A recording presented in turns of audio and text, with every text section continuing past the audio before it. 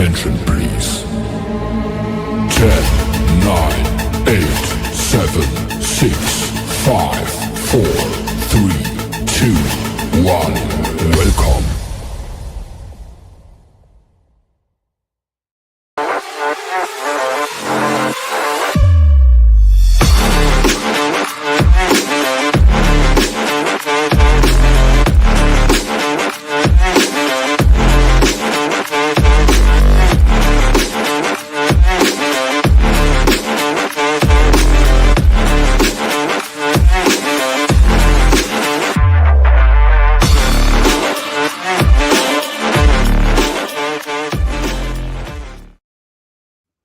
What is up, everybody? Don't adjust your screen. We are back after a 2-week hiatus because while I was here working my fingers to the bone in this bone-chilling weather, somebody's on a cruise in nice, warm, steamy weather, and it wasn't this guy. It was this guy.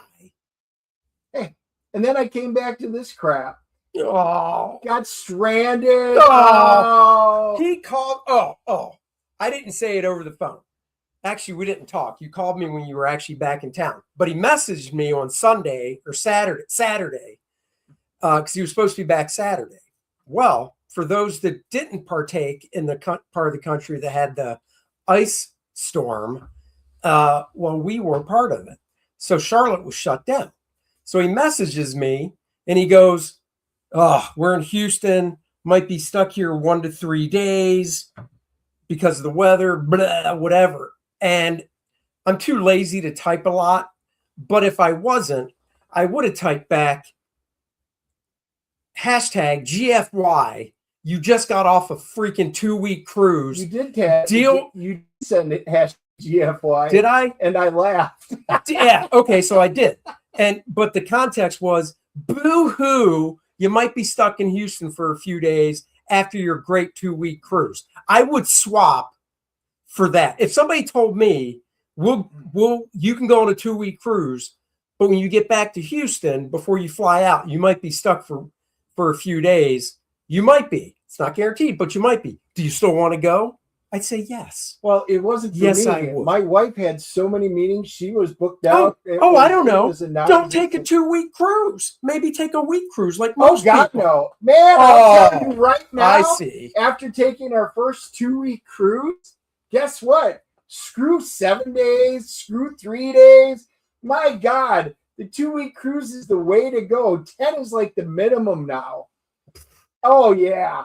Now, it has nothing to do with it being a cruise. Everybody's different. And in fact, chat, feel free to type in a number once I throw the question out. When you go on a vacation, and it doesn't matter, cruise, whatever, personally, because everybody's different, and we talked about this, how many days are you basically good to be away before you start going, oh, I want to be back home? I'll be honest. For me, it's like 7. After 7 days, I don't care. I want to go back home. I miss the comforts of my home. But that's just me. So for me, it's 7. I asked him, because we texted a little bit when he got into areas where there was reception. He would text me. And it was like 2/3 of the way in. And I think I said something like, "Are you missing home yet?" And he's like, "Oh, God, no." Yeah. And I don't even know if I texted back, "I would be," or whatever. But I know I thought to myself, no, you did. Yeah. Yes. Because that's it. Like after a week, I'm done. After a week, my wife and I are like, we need to go back home. 7 days away from home. Now, this is how I look at it. So now that I've experienced the gamut of them, you fly in, you basically waste a day. You have to board. It literally takes 1 to 2 days to get used to where everything is on the ship because, 50, well, in this case, 18 decks, trying to find out where everything is. And then your final day, it's not only getting in there, you spend the last night repacking, getting your luggage out so that they take it. And then your whole next day is boarding, disembarking and stuff. So you kind of lose 4 days right there. And it doesn't matter if you're taking a 4-day cruise, a 5-day cruise, or a 2-week cruise. You kind of lose 2 days in the front and back. So that really gives you about 11. It gave us about 11 days of real good stuff. We had some really crappy weather. We wound up going down in a like monsoon type weather, and we didn't see sun for, I think, until we got an hour on day 3 or 4. And once we got out of the U.S. sphere down into the islands, we had great weather every day. All right. Well, there you go. What do we got here? 14 at least. Yeah, heck yeah. 7. Marcus and I are on the same page with that. Yeah, I miss my stuff. See, and I wound up doing a 35-day trip, country road trip with my niece and nephew and my sister-in-law during COVID. And I would say towards the end there, towards day 30, I was kind of like, kind of want to go home now. I'm tired of hotels. But this is a little bit different in a cruise because you're in your same cabin. It's we did have some rough weather, but it rocks you to sleep. We had so much fun. There's so much to do. Like they had improv, we did comedy shows, we did musicals, we did tons of trivia, more than we did in anyone. We did the bingo, the press your luck game, deal or no deal. We were doing all the game shows and stuff. We had a blast. My wife does some gambling. I'm not a gambler in terms of going to the casino, but she did some of that. I didn't, but there's so much to do, and it's hard to get bored. And it's funny, he came back, he was away from all the news and stuff. I had to fill him in on things. Dennis, the Packers are not in the Super Bowl. That we did know. Okay. Seattle and the Patriots, your 2 other favorite teams, are in the Super Bowl. So the one thing I will say, the ship was filled. It was so funny because I says, well, I'm going to bring a jersey along. Everybody wore the jersey. There were so many jerseys from all the teams were representative. We sat around and talked. I mean, we were in the observation lounge when we got on board, and everybody was stopping in. I met more Bear fans and stuff like that than I've seen in decades. Broncos fans, Bills fans, and we sat around. There wasn't a single bad word to be said. It was fun. It was so enjoyable. And but we didn't. Some people went into the bar because that was the only place you could watch the game, and they got a big screen TV on the wall. But they weren't able to show it out by the pool or anything. So most of us didn't watch the games because we were too busy doing other things. Well, I mean, I know that the one game you did not want to watch was the Chicago Green Bay game. That was on that first night. That is one that you would have stayed away from regardless. It didn't end well, as you know. Yep, I do know. Yeah. It went exactly as expected, so not a big surprise. Annie Agar wasn't happy.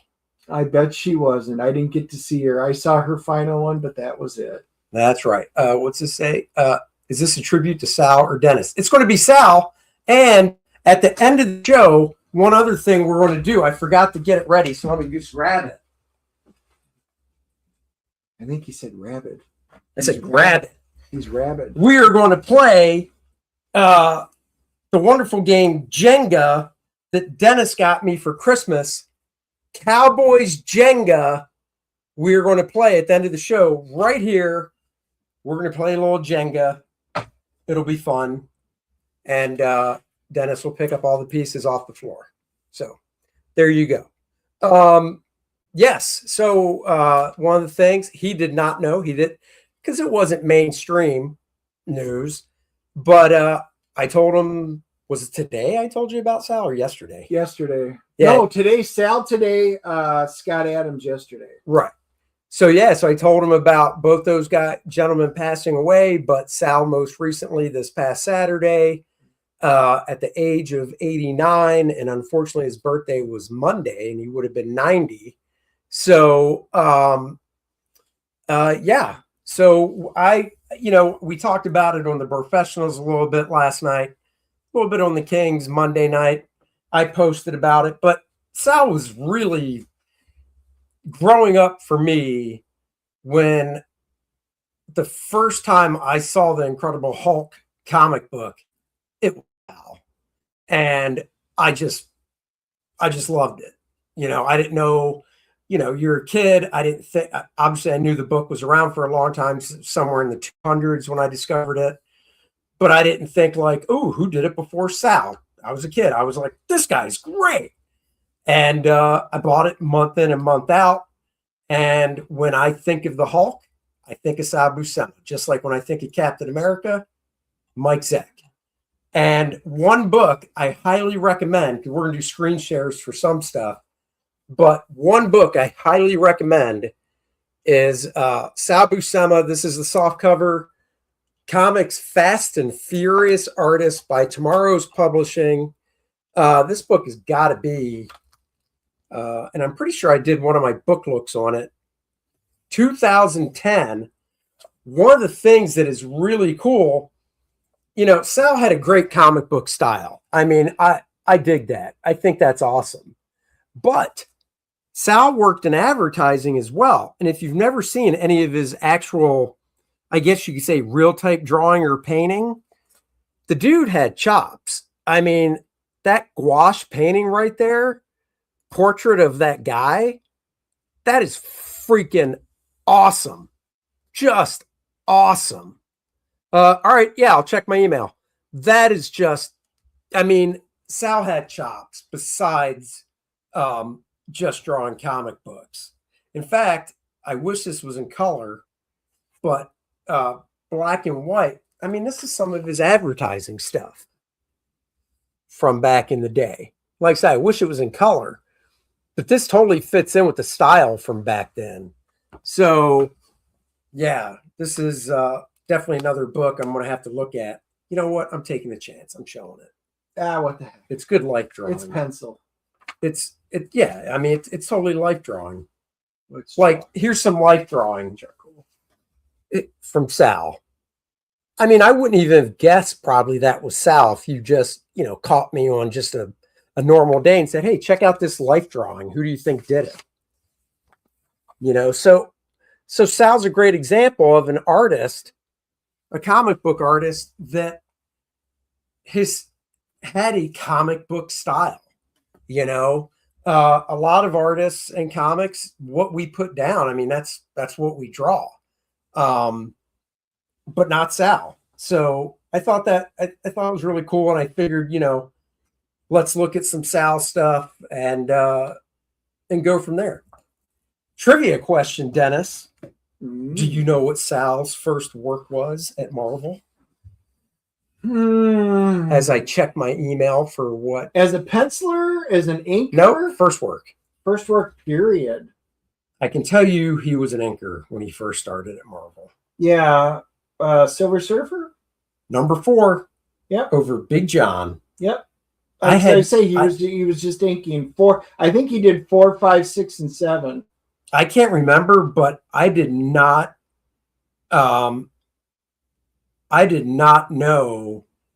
that that was his first Marvel work. I didn't know it was. I know he did those. I didn't know if that was his earliest or if he had done something earlier. Let's see. What did you send? Let me open this in a new window. Slide it over here. And then get back to here. Okay, I just opened what you sent, so we'll definitely get to it. Let me just do that. Oh, nice. Ooh. Yeah, that's cool. Well, that is timely because that is one thing that we're actually going to talk about. Yeah, so that was a great email. Yeah, I'll definitely pull this up. Man, that is nice. That's a great scan. Yeah, I'll definitely pull that up. Sal's a guy I don't think I have any original art by Sal, which I do not. Is a shame. But yeah, so Silver Surfer number 4, his first penciling stuff was Avengers when Big Brother John left to go draw Spider-Man to fill in for John Romita Sr. Sal picked up penciling on Avengers. Oh, okay. And his longest run was what as a penciler? You mean the most comics in a run? Probably Hulk? Nope. Spectacular Spider-Man. Oh, was it? He ended in 96 and he did 100 issues. So that's almost 10 years. So he started around 88, I think. So how many did he do of the Hulk? The Hulk he was on for like, was he on 6 or 7 years? So, do that by 12. So, yeah, that would have been my guess. I know he had a nice stint on Captain America, and it was Spectacular Spider-Man, 100 issues. Nice. Yeah.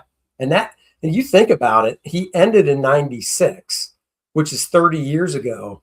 Dude, he ended when he was 60, basically, because he would have been 90. Yeah. 60 years old, 100 issues. So he was, early 50s when he started drawing it. Wow. That's awesome. Sequential says Sal's Hulk run went from 194 to 3-year, a 10-year run. So it means it was close. There were fill-ins in there, though, I think. Well, I'm pretty sure I'm pretty sure there were fill-ins in there, because from what I remember reading, Spectacular was the longest run he had. Well, he did 194 to 203, did not do 204, did 205 to 217, only missed 218, missed 222, I'm not missed doing this math. 230, missed 2. No, but overall, he did not miss hardly any. He missed like 8 issues. Plus, he did some annuals.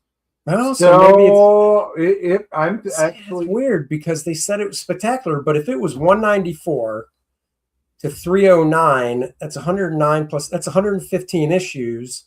Yep. And he would have had to have missed 15. Yeah. And it doesn't seem like it. Nope, it doesn't. And plus he did some annuals in there. So I don't know. I might be right. Don't mark your calendar. Maybe with Spectacular, they're saying consecutive because the Hulk stuff wasn't consecutive. You know what I mean? With the numbers that you took out. Yeah, it wasn't consecutive because he had like 6, 7, maybe 8 issues in there where somebody else did one. So I'm thinking that maybe they bring up Spectacular because that was consecutive. I don't know. Either way, both be able of those are historic numbers. Because you got Jack Kirby obviously did it with Fantastic Four. Mark Bagley did it with Ultimate Spider-Man. And then if anybody else has other names, but the current guy that comes to mind, Ryan Otley on Invincible, busted through that 100-issue barrier big time.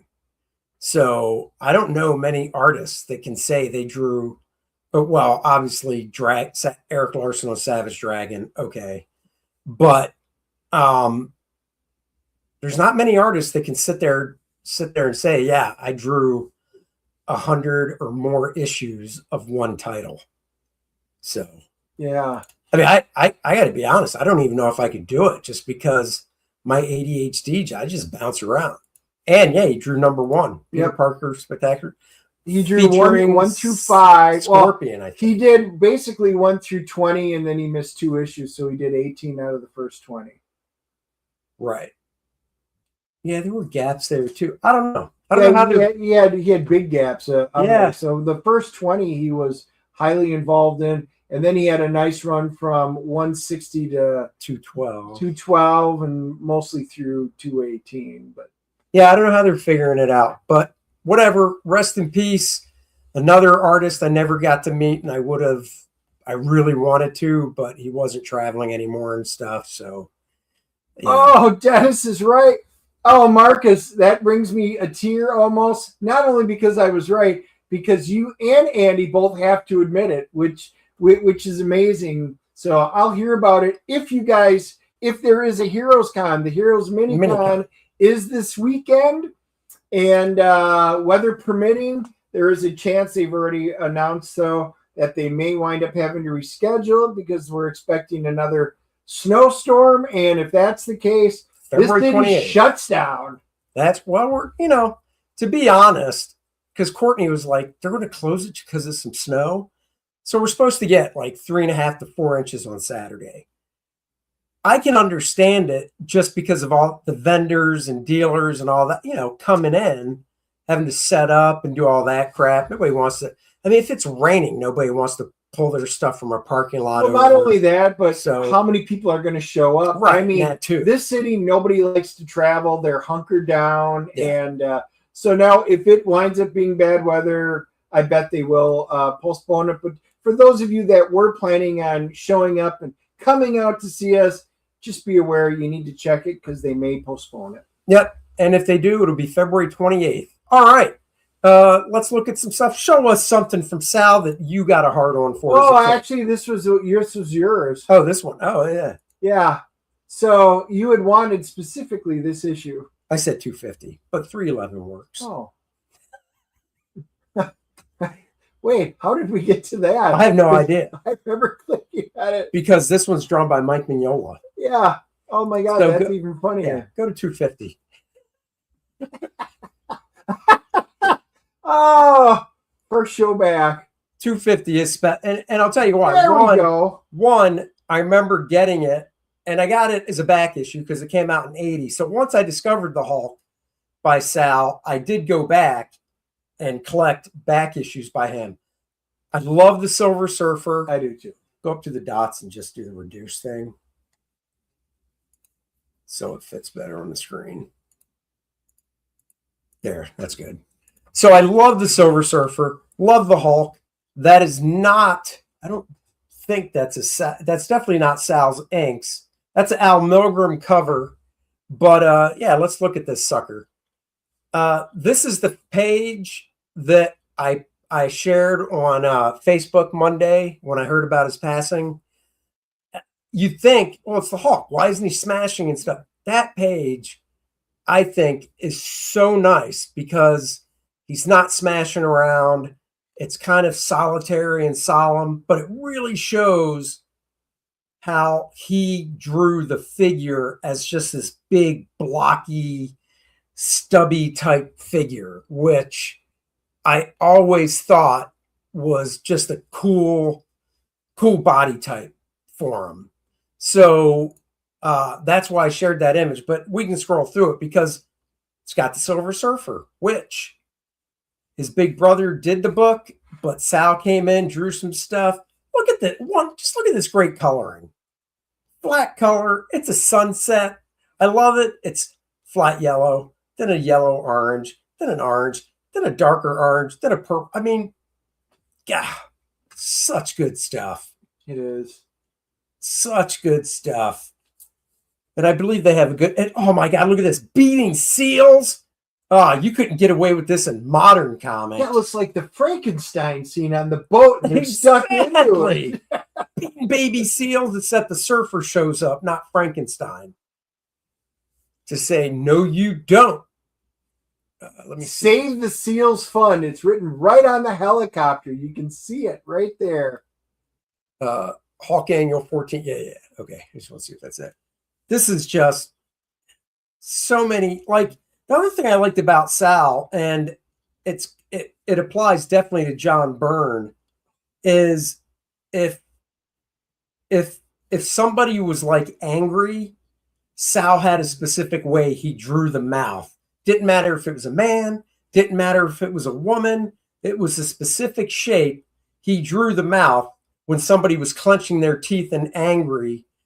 The difference was on a woman, he would show draw the top and bottom lips, or on a man, it was an outline with just the indication of a bottom lip. And I always liked that about cartoonists of this time period, Sal, John Byrne, John Buscema, Mike Zeck. They had their specific way where it was like, oh, this guy's angry. This is how I draw an angry mouth. And I kind of relate it to comic strip artists, because if you look at a comic strip, Charles Schultz and Peanuts, same thing. Oh, Charlie Brown's yelling, or any of the kids are yelling. This is how the mouth goes. Whereas now in comics, and it definitely, the art is definitely a lot more nuanced to where people are trying to really show different expressions and different mouth shapes and stuff like that for different people. And I'm one of them. I want to do that as well. But this just had a nice charm to it. Look at that Hulk figure. Come on. Right? The Hulk. The only difference I would say is that needed to be a splash page instead of that little panel.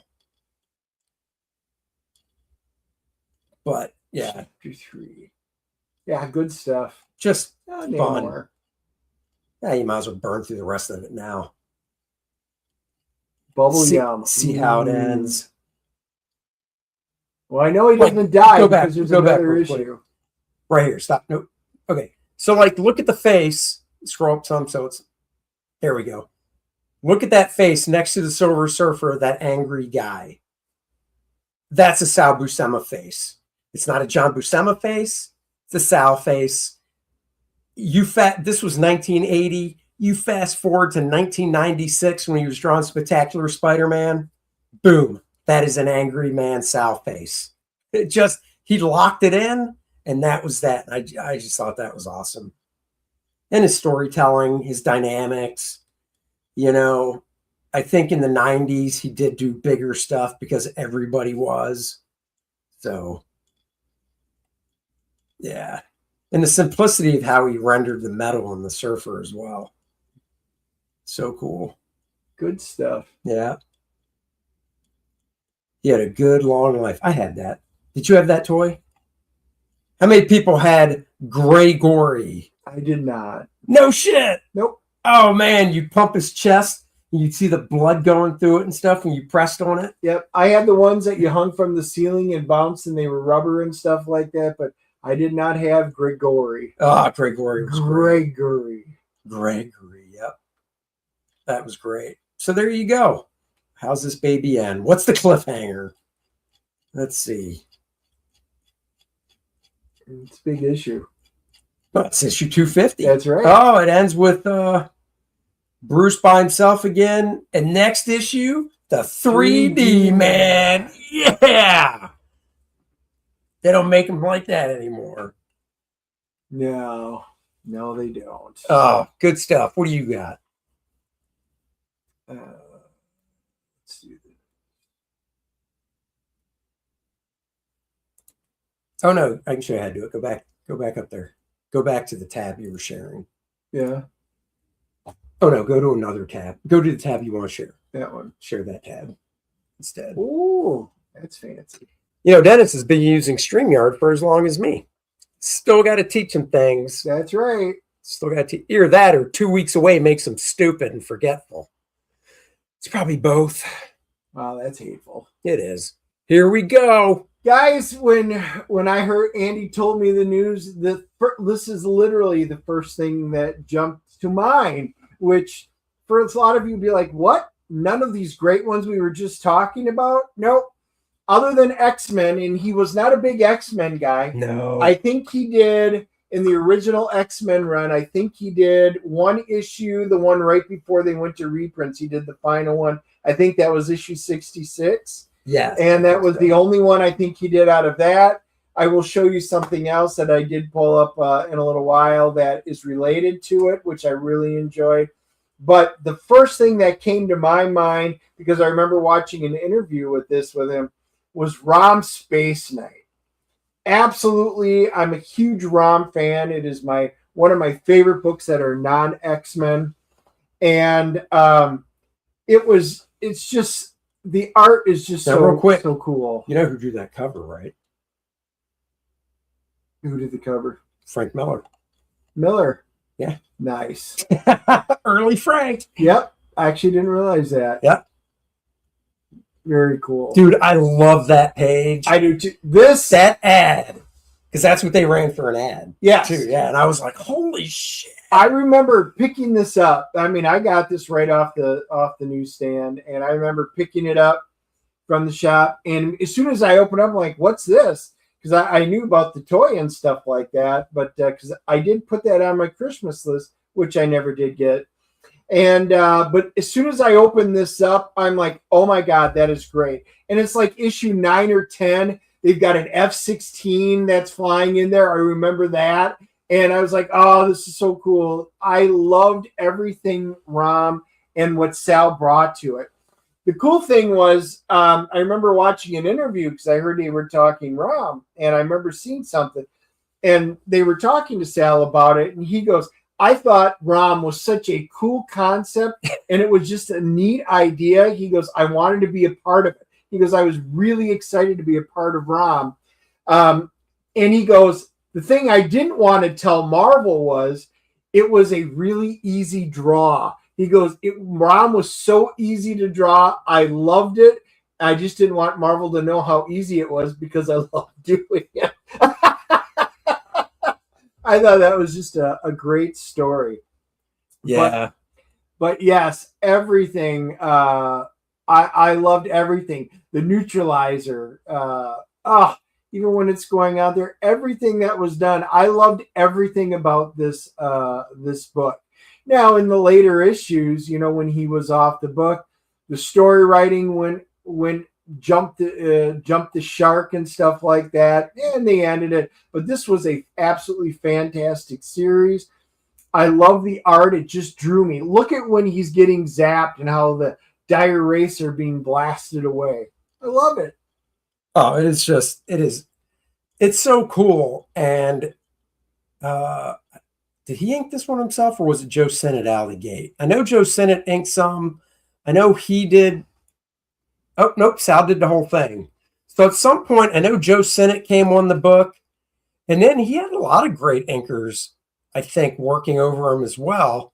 And unfortunately, though, and I don't know why they pulled him off.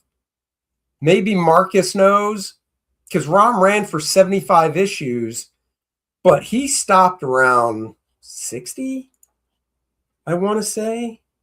58. He stopped at 58. And they brought Steve Ditko on, and Steve, they had it wasn't a different inker every issue, because P. Craig Russell inked a few of them, John Byrne inked one, Bob Layton inked a few, Jackson Geiss. There was a great, they teamed Steve up with some fantastic inkers, but I don't know why they pulled Sal off the book. Because it would have been just another feather in his cap, especially being able to say, I did 1 through 75, and then the book ended. That would have been just phenomenal. Tank Barrett says, Marvel used to be the king of space opera comics. Yep. Oh, yeah. Yep. I really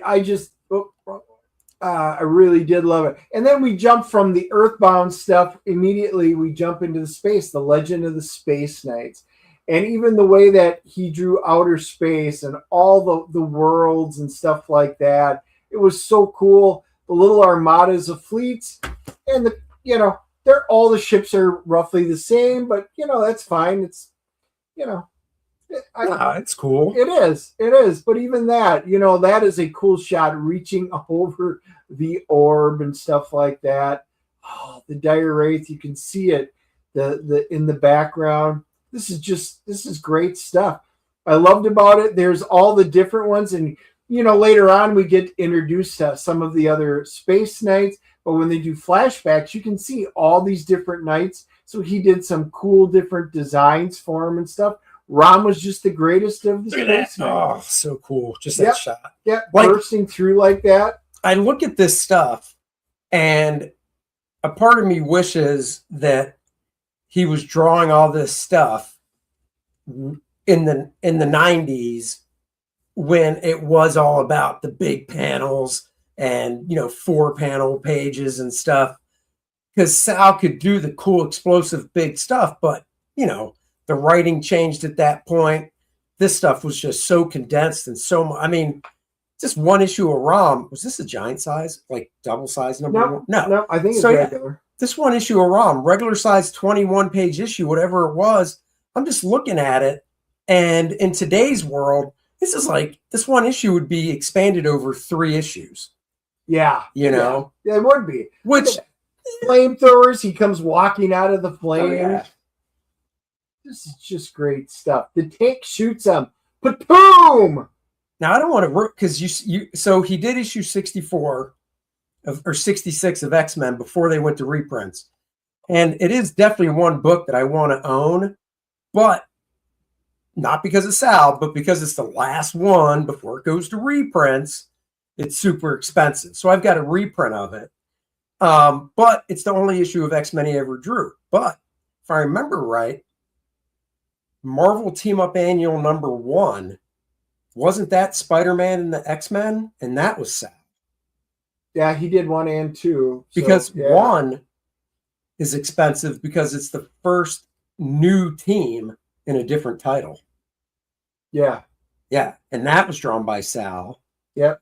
And then the other thing that he did was Spectacular Spider-Man. It was around 200. There was a 2-issue story arc in Spectacular Spider-Man. It might have been 199, 200 that co-starred the X-Men. Do you remember that? Yes.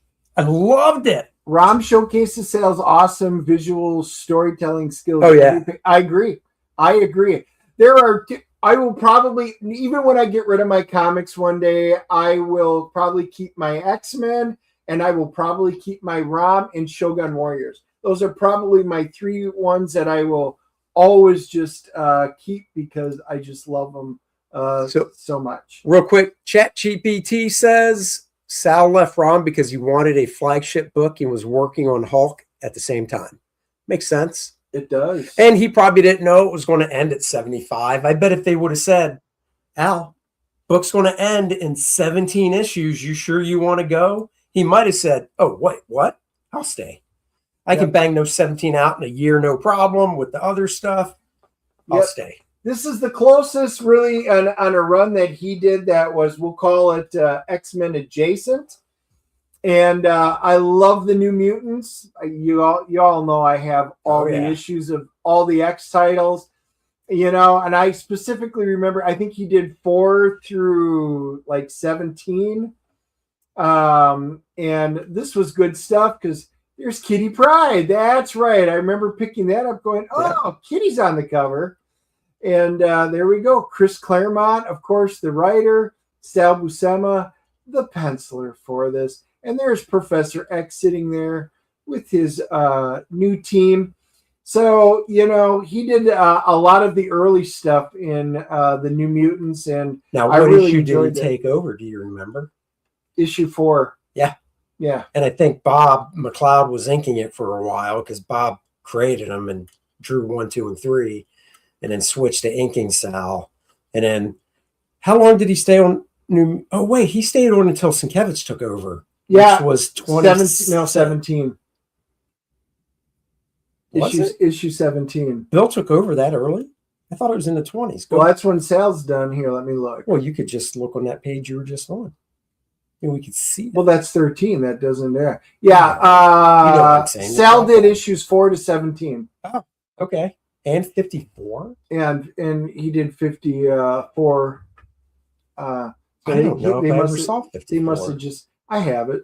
Well, no, go back to that page and go to 54 in the drop-down menu at the top of the page. Because I don't remember 54 him doing that. So let's just see what that bad boy looks like. Mignola cover. Oh, ink by Austin. That's odd. No way. Sal Buscema and Terry Austin? I've never seen this issue before. I've never seen. We got to go through this issue. Actually, no, you got a book you're going to add to your list to pick up at the show. Adding. This is a $1 book. I need to add to my list because it's inked by Terry Austin. I've only seen covers that Terry's inked over both John and Sal. Never a full book. Wow.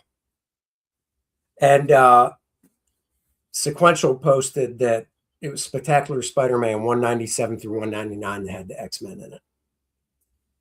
And I got those issues just because of that, because it was the 90s era X-Men that Jim Lee designed. And just looking at those, I was like, damn it, I would love to see Sal do more of this. And the thing, too, is like, this is great because Terry's so good. Imagine, now we got to see Bill Sienkiewicz ink Sal, which was awesome. Imagine in the 90s, Scott Williams or our good friend Art Taber bringing that West Coast style to Sal Buscema or Danny Mickey, somebody like that. Holy crap. That would be awesome. Yeah, that's cool. Huh. Yeah, that is really unique because Sal's stuff is more organic. So seeing Terry on him, I just wish it was more of the regular. Like this just looks like such a throwaway issue because it doesn't have. It does, and he kind of reminds me of the Torpedo, also from Rom. I think issue 9 was when the Torpedo got introduced, but that's who this guy kind of reminds me of. I thought the Torpedo was introduced in one of those Marvel. Oh, I thought it was superhero. No, I think it was Marvel Premiere. No, remember that book? All right, guys in the chat, Torpedo. Did he debut a Marvel Premiere or in ROM? Has Terry ever inked me? Yes. In my drawing book, Drawing Dynamic Comics, in the inking section of the book, I drew a page and I had 4 or 5 different guys ink it, and Terry was one of them. That's the only time Terry's ever inked me. So, oh yeah. And this is another one that I really enjoy. I love Nova, the old Nova, the man called Nova, and he did a lot of the early stuff. I think it was like 3 through 14 or 17. I don't recall. Yeah, let me go look it up. Let's see. What do we got here? 3 through 14. Oh, wait. Torpedo first appeared in Daredevil 126. Damn, I thought it was that. Really? I know he was in like a Marvel Premiere type book. But, wow. Okay. Huh. Wow. That's pretty cool. I did not realize that. I do not have. Wow. I do not think I have Daredevil. I wasn't a huge Daredevil collector. I did for certain runs, but. Frank Miller. That's when I got on. Yeah. Yeah, that was the good stuff. Yeah. Deadly Diamond Head, Tom Palmer. Tom Palmer can ink anybody, and I mean, the closest you could say Sal looked like his brother John is when Tom Palmer inked it, because Palmer has such a strong inking style that inking over the Buscema brothers, where they're basic drawing construction was kind of similar, Tom could really pull it together and unify it. So nice. And yeah, this Nova costume never needed to be changed. Nope. This is kind of like so Ms. good. Marvel's. Hers always should have been the same. Ms. Marvel, Warbird. Don't change. Well, wait. Which one? Because the black one with the red sash from issue 20. Yes, that's the one that I think shouldn't have changed. Are you talking before that? Yeah, that is that one. Okay. Yes. Yeah. Which they're doing a facsimile issue of that issue. Are they really? Yep. And I bet if it has a foil, somebody's buying it. Oh, maybe. Agent Cub has Daredevil 1 to 300. You go. Yeah, now this is love this stuff. Oh my god, it's so cool. The story was so fun. That's why when they, with the Nova Corps and everything like that, I loved it. I loved all of this stuff. So, Sal really got me into this. I loved reading this. This is another one that I had picked up. And again, back in those days, I'm not Andy. I didn't look at everybody's art. I just knew when I opened up that book, did it draw me in? Did I want to read it? And for Rom, absolutely. Well, I mean, for Nova, absolutely. Yeah. I mean, that's kind of how it was. I mean, for me as well. But, there's the one issue of Hulk. I think it was an annual that had Sasquatch in it that Sal did. And I was like, why can't the whole Alpha Flight team be in this? Right? I want to see him draw everybody. And yes, Nova. I know Alpha Flight showed up in ROM. John Byrne did the covers. Don't care. Guardian was already dead, and I want to see Sal draw Guardian. That's all I'm saying. Oh, I did. He did draw 2 issues of Alpha Flight. What? No, let me see. Did he? Yep. That was still had to be after. Let's see if we can find it. I know it was after Guardian was dead, but I would have to have those, I would think. What issue numbers? Oh, that's 30. I don't want 30. Boy, you should get some new glasses. Well, it was funny because 34. Oh, Gary Talwick, I think, inked this. Let's see. Yep, I've got these. Yeah, but Guardian was already dead. I don't even know if... Let's go through it. So it's a good issue to go through because Gary Talwick, I hope I'm pronouncing his name right. I'm probably not. Not a fan when this came out, and I was a kid. I didn't hate it, but it wasn't what I was used to seeing on Sal. I tell you what, once I was going to the Q*bert school and stuff, I just grew to appreciate this so much because of what Gary was bringing to it. I did. I totally turned the corner. It was like, oh yeah, this is good stuff. Good stuff. Good finish style. I don't even think there's flashbacks with Guardian. Ha! Little Daredevil. Yeah. Look at that little cameo in there. Yeah. I tell you though, whenever I see this stuff, first thing I think of, and I think it was Bill Manilow that was writing it still, is I just think of Bill Manilow. You know what happened to Bill Manilow, right? Mm-mm. Honestly, you have no idea why his writing dropped off the face of the earth? Nope. He was, correct me if I'm wrong in the chat, he was rollerblading in New York and got hit by a car. And he's been in a quote unquote assisted living ever since. Holy shit, I did not know Oh that. yeah, he can't talk. He can't, he's not brain dead, but he's basically Mostly incapacitated. yes. Yeah.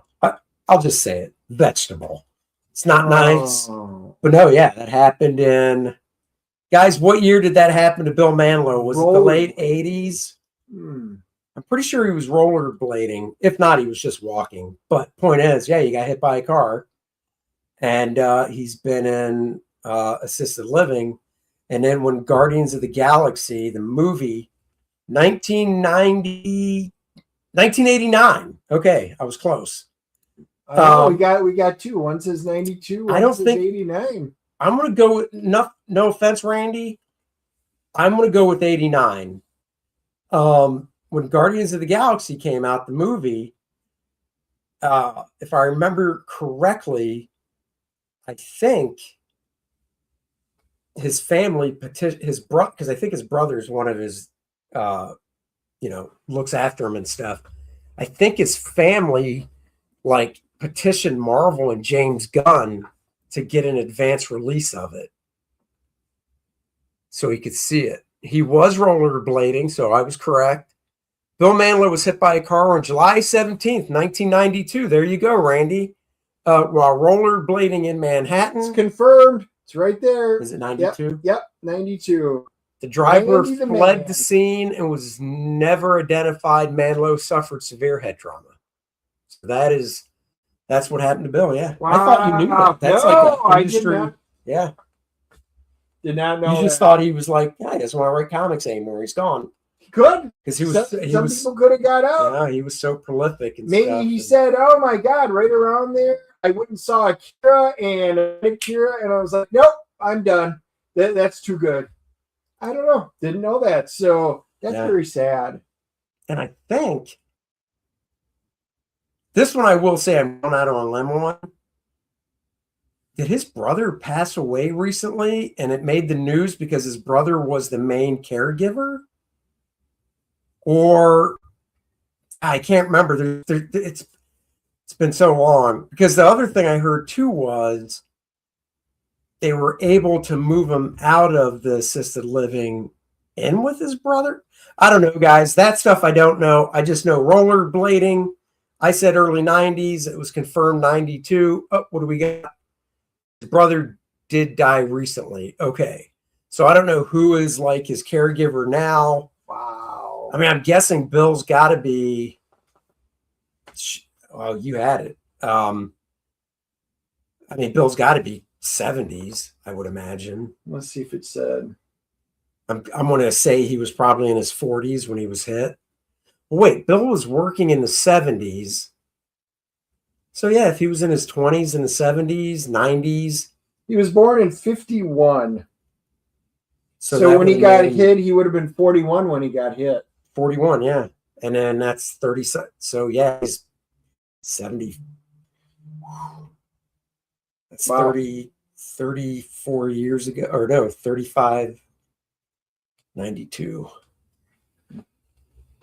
34 years ago. So yeah, 75. Wow. Yeah, A lot of sadness now. that's well, we'll pip it up with a piece of original art that our friend in chat, Sequential Treasures, sent over. Let's see. Is it Yeah, it's the second one. That one. this? Yeah, thanks. I have my glasses on today. You do. Why is it saying remove? All right, hold on. Oh, wait, do you still have something that you have to remove? No, I stopped sharing. Okay. There it is. Okay, that was weird.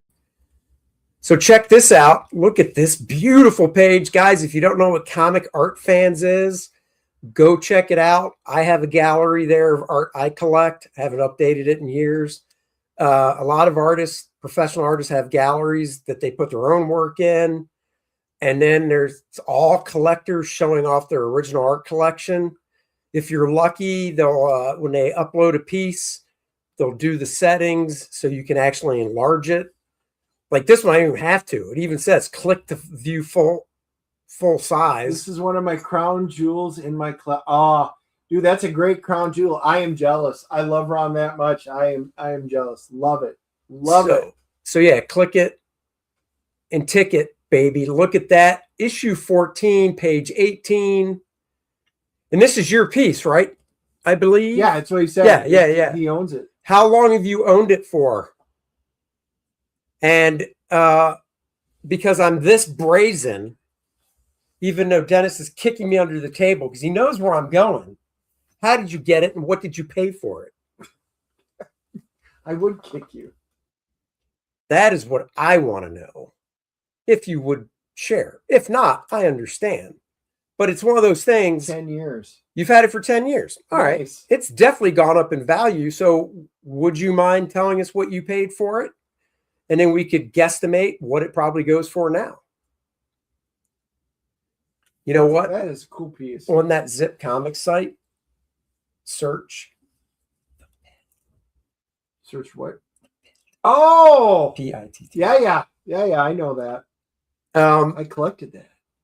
Well, this is a one-shot that Yeah. Sal did. Oh, I remember it. It's a. And I found it last night. It should come up It's a pretty quick. deluxe. Yeah. So this is awesome. Dude, I'm just, is this your, I'm going to have to go through your gallery later. Oh, okay. Let's see. $445. I think you got a deal 10 years ago. Yeah. I hope you agree with that. I'm thinking now it's triple that. There it is. There, yeah, click that one right there. Right there. Oh, yeah. It's listed as a trade. Nice. Okay. All right. Yeah, we're going to show. This is awesome. Congratulations. This is fantastic. We're going to show. So Sal did, when they did the new universe, Sal did a one-shot square bound called The Pit, inked by Stan Drake. Aaron Lopresti had no idea.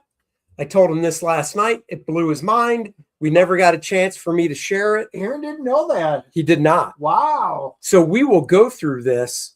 Stan Drake inking Sal Buscema. You can definitely see Sal, obviously the layouts, some of the faces, the poses. There are faces in here of the women that Stan Drake was like, oh, I'm going to make this look like how I draw women. And it doesn't look like Sal at all. But like that body floating in the third panel, total Sal Buscema with some great Stan Drake inking.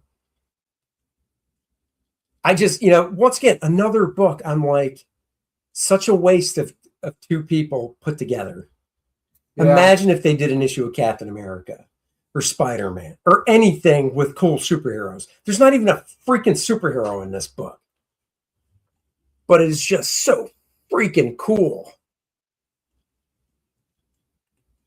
That's right, guys. Speaking of Aaron, coming at 5 o'clock, Graybeard Studio, NC Wyeth. I voted for JC Linedecker, just saying. Oh, look at that. Look at it real quick.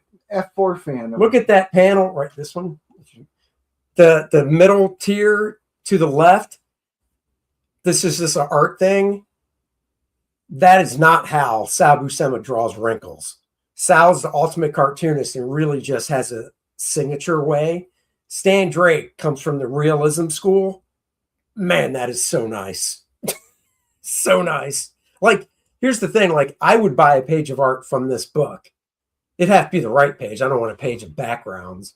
But to have people on it, just to have that sweet combination of Sal and Stan. Look at that face. That barely looks like Sal. A Sal face. And it's hard to see on screen, but the face in panel 3 where the woman's putting the helmet on, if you guys ever get this book, that is a typical Stan Drake face for a female.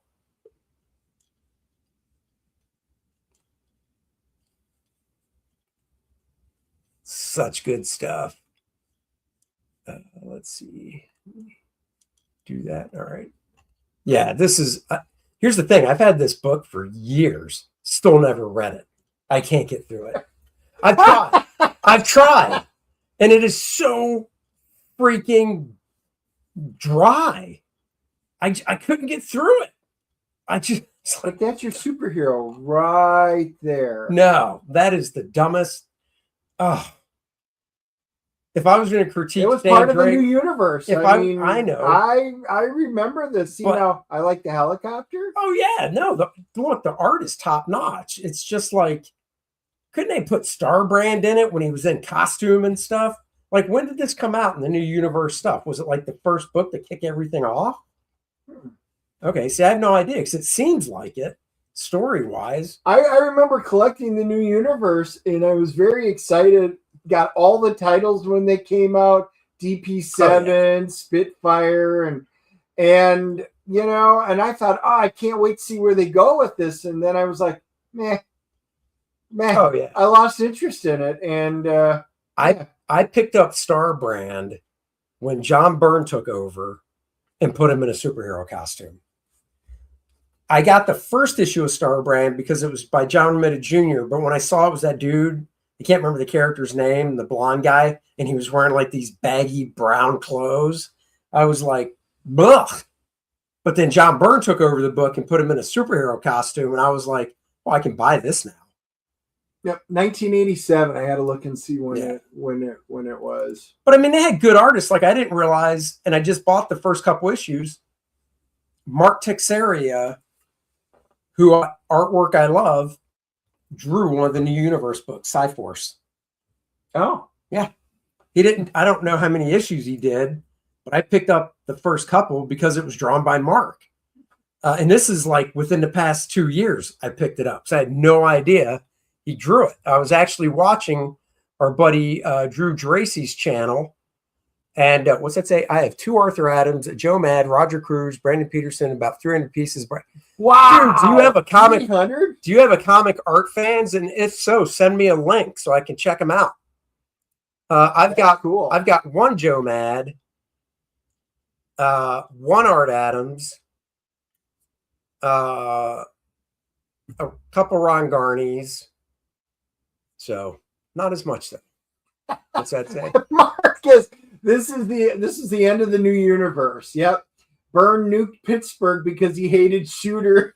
Wait, did Byrne write that? Did Byrne write what we were just looking at? I didn't even notice. Yeah, let's go. See. Yep. Byrne. Oh, and Mark Grunwald. That's hilarious. Yep. Oh my God, that's so funny. So there you go. Didn't know that. Pittsburgh. I love it. I love fun facts like that. I do too. Oh my God. Well, guys, you know what time it is? It's the time you've been waiting for. It is Jenga time. We're closing the show playing a game of Jenga. That's right. Cowboys Jenga. Nonetheless. Now, I know Dennis needs the directions. So if you want to read how to play Jenga, okay, You bastard. Time to play Jenga. That's right. Shoot that over some or whatnot, just so. So, guys, while we're setting that up, those of you, hopefully you guys are watching Landman. I finally got to get caught up when I got home and got to watch the finale of season 2 of Landman. Oh, such a great show. I love everything about that show. I love all the characters in it. I can't say that about a lot of shows, but great, great, great stuff. Yeah, Allie Arter's character's grown on me. Because in the beginning, she was kind of bitchy. Yeah. And I was just kind of like, I don't know if I like her, but She's one of my faves. Yeah.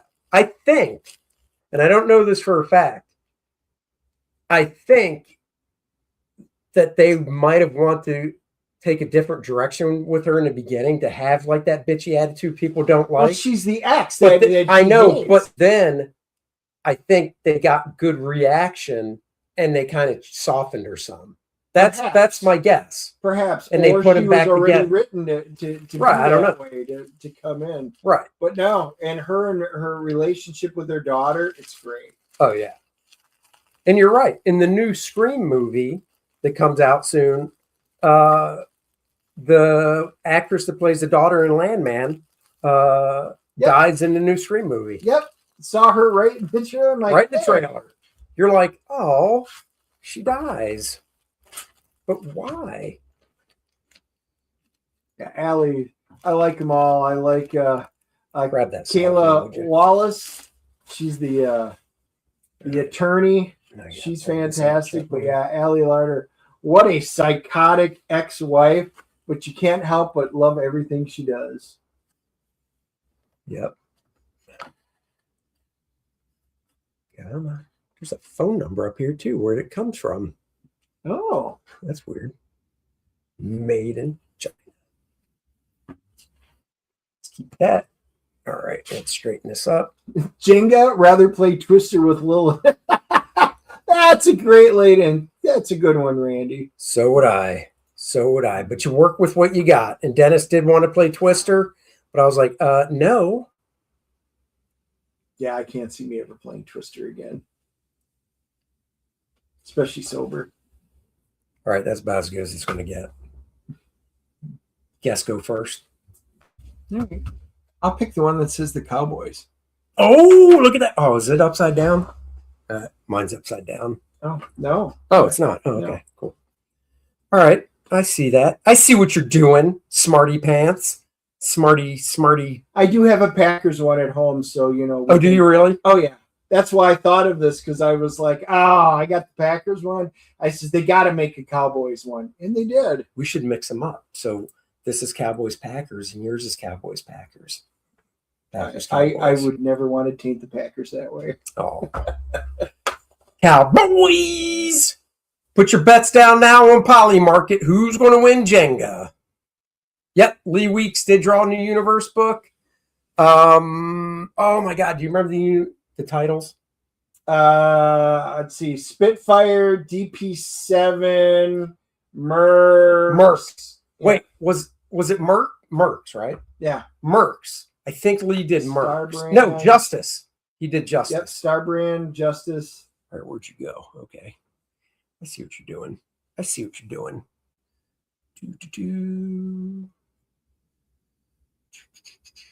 Justice was done by Lee Weeks. Yes. Night Mask. Yep, another one. Yeah, I was surprised. They had I just never really looked at them because I was like, what's this new universe crap? Honestly, none of the stuff looked that good to me. So I was like, I'm not buying that. Oh, look at you go. Yeah, bitch.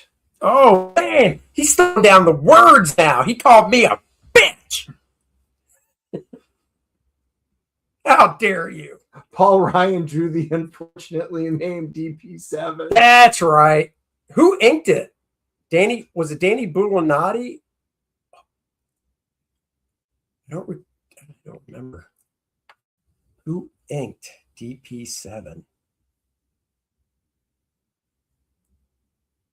Kickers was Did the friends draw kickers? I don't remember. Oh boy. Oh shit. Oh boy. It's going to be a quick game.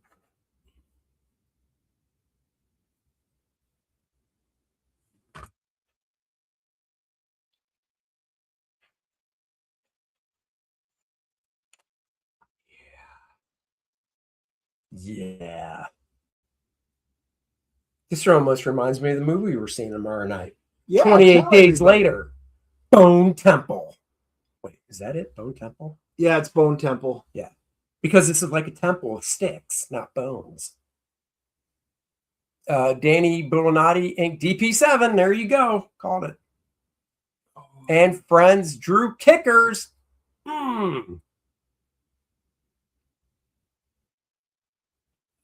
You know, if you want the game to last, you could do centerpieces. You don't want it to last. No, you don't. Why? Apparently somebody's hungry. That I am.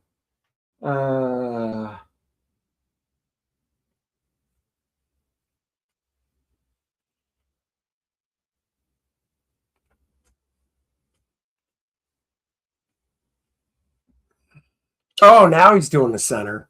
Boy, I thought you were hungry. I was trying to get that one, and I was like, nope, that's Theory. Which one were you? Oh, no, don't worry.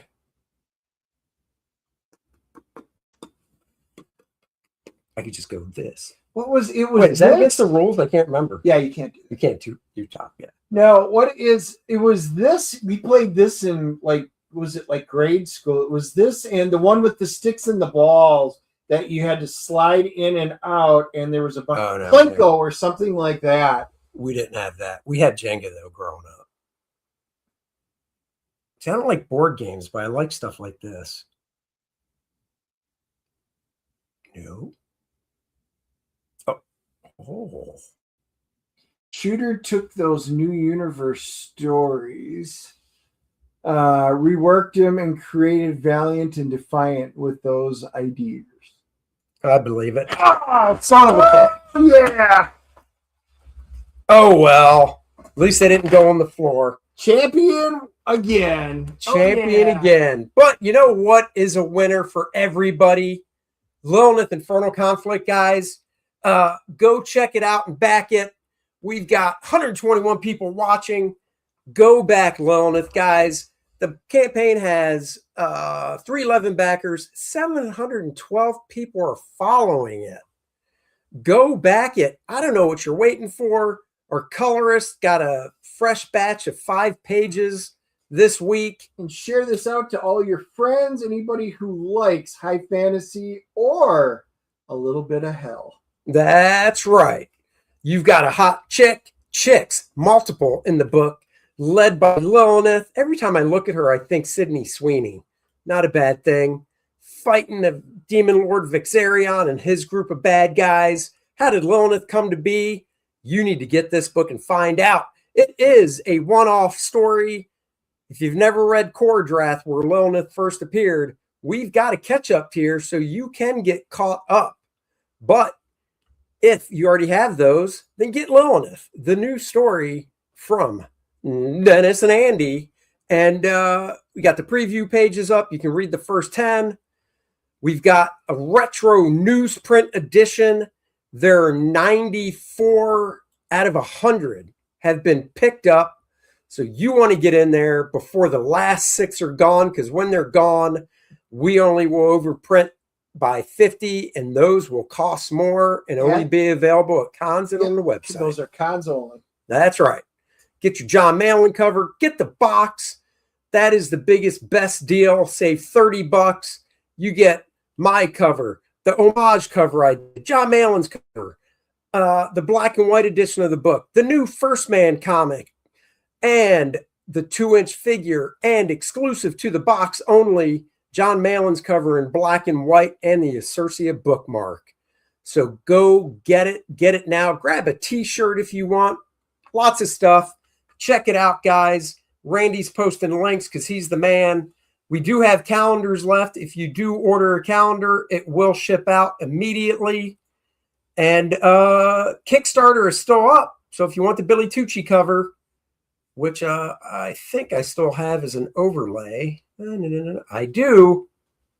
Get yourself the Billy Tucci cover, colored by the great Dan Lawless, only on Kickstarter. And there you go. So, guys, go check it out. Go back it. Let's make the campaign go higher and higher. Straight up we'll climb. And if you guys do that, then Andy will stop singing. And that is a win-win for all of us. Never sing again. Bone Temple. 28 days later, Bone Temple tomorrow. We're seeing it. We'll review it. We're back on schedule until he takes another vacation, which will happen, God only knows, probably in a couple weeks. And if the Minicon is not rescheduled, Charlotte Minicon, we will be there on Saturday. If it's rescheduled, February 28th. That's right. And there you go, guys. Thanks for watching. We will be back next week. Go check out Aaron Lepresti and the Graybeards as they tackle NC Wyeth. If you're in his chat, you better tell all of them they have to do a painting, because that's what he's known for. Not this black and white ink stuff they do. They need to do a painting. Bye-bye, everybody.